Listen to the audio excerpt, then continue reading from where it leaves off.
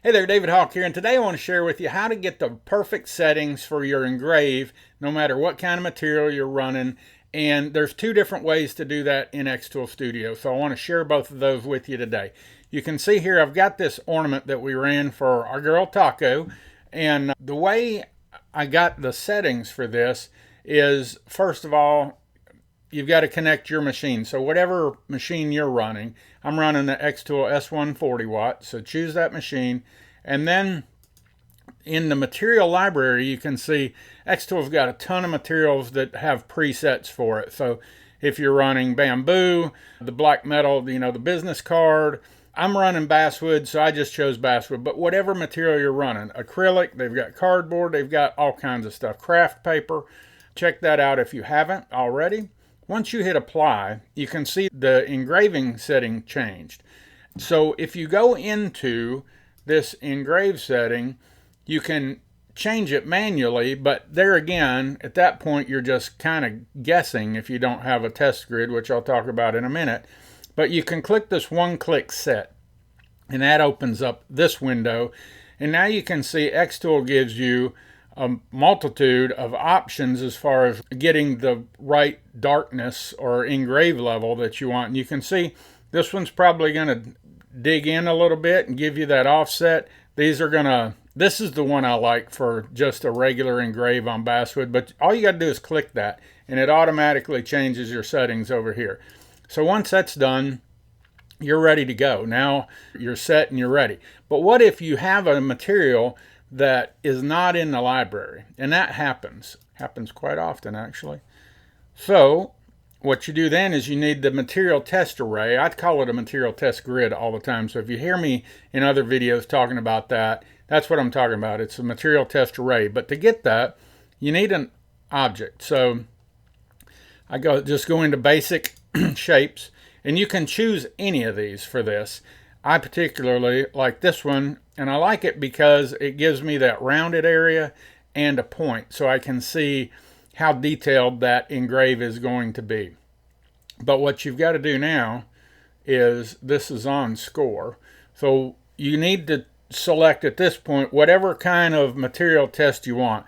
So I'm going to choose engrave, and here I've got a sample one for you that I ran in the past, and you can see I ran this from 20 power to 100 power, and then 60 speed to 400 speed.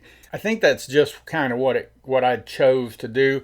You can see on these last three here, maybe you can see, well, I know you can see from back there.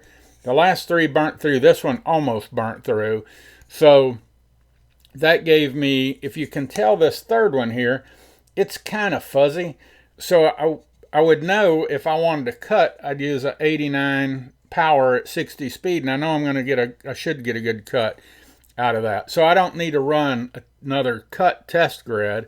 I've got that already. So I typically start, all that said, I typically start with the engrave, and that's the reason. But also, these are 1/4 inch, so you can see, you can get a really good idea at that size. You can run it smaller if you want. I like 1/4 inch though, because I can just see it easier and tell what's going to happen.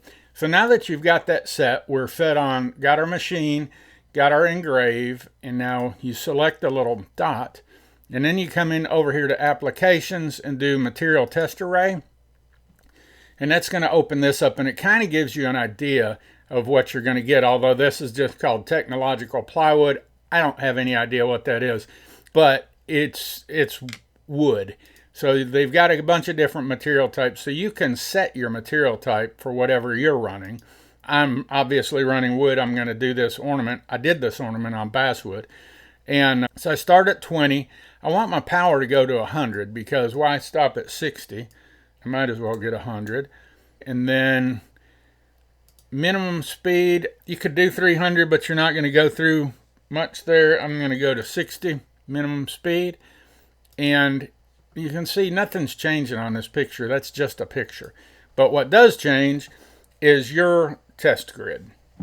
So now I've got 20, 40, 60, 80, and 100 power, 60, 170, 280, 390, and 500 speed on this side. But I would like a broader range, because the cool thing is, if you've ever seen anybody run engravings and it looks multicolored, this is how they do it. Because you just choose a different speed and power for a select engrave, and then you might run this color on one engrave and then run this darker color on another engrave, and then you can get that effect. So what I like to do to make sure I've got plenty, you could see on that one, it's actually 10 columns and 10 rows. So you can change that, and as soon as you change it, you get this. I'm going to click done. And now, and you can also see that didn't take a lot of material. I mean, this is a 4.5 inch piece of wood, so it's not a big deal. I mean, that was probably a scrap. But now what you've got is you can run this test grid. Oh, let me show you. When you come over here, look at all these different, here's all your engrave settings for all those different dots. And it's going to take a minute to run. But once you've got that, you'll know without having to guess much of what kind of effect you're going to get on that wood. I mean, some species of wood change from piece to piece, so it may not be exact, but it's going to get you closer than any other way of guessing. Something I do want to stress, though, is you're running this test grid just because you don't know what it's going to do, and that can be dangerous. I actually had a piece of cherry that caught fire on me. I mean, it wasn't a huge fire. It was a little flame and a smoldering ember, and I just had to take it out and put it in water. But had I not been by my machine, that could have been disastrous. So stick by your machine while you're running these. They don't take that long. And, you know, if you're in a big hurry, I wouldn't run the test yet. I would just wait until you've got some time. But that's the two ways to find your material speed and power for your engrave for whatever kind of product that you've got and that you want to run that day. So yeah, if you know anybody that you think this might help, please feel free to share it with them. I would love that. I'd also love it if you've got any questions, comments, leave them in the comments below. I'm happy to answer anything. And also, if you've enjoyed this video, please give me a thumbs up. If you've really liked the video, subscribe to my channel. I would love that. And I will talk to you in the next video. Thanks for watching. See you next time. Bye.